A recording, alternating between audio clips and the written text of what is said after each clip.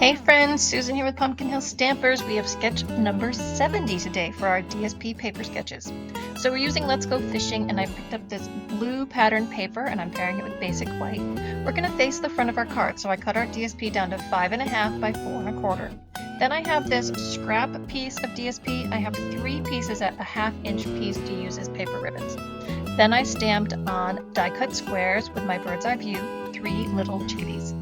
Now, here are the parts and pieces we're going to use for this quick and easy project, and you know all the details can be found on my mini tutorial email subscription. So to start the card, fold it in half and crease it with your bone folder. Then we're going to adhere the DSP to the front of our card. Put the liquid adhesive on the back and then just square it up with the edges of your card and cover the whole front of your card with that DSP. Now I used my blends and I colored my little birdies. I used bronze, crumb cake, pool party, and smoky slate for my colors. So then we have all of our little birds colored and we're ready to put together our embellishments. So I took my 3 paper ribbon pieces and folded them in half, used glue dots to put them together as a little tab, and then used glue dots to put them on the sides of the bird squares. Okay, so now here are our bird squares ready to put onto our card.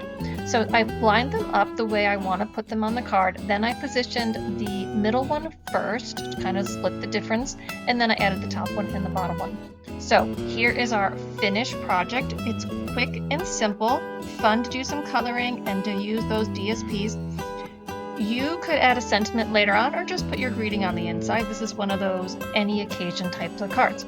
So leave me a comment, let me know what you think about today's project. Let me know if you'll give this layout a try. And remember, you can find all the details for me at my website, www.pumpkinhillstampers.com. You can subscribe to my newsletter, or don't forget, subscribe right here to YouTube so you don't miss out on my next video. All right, thanks for stopping by today. Stamp with you again soon.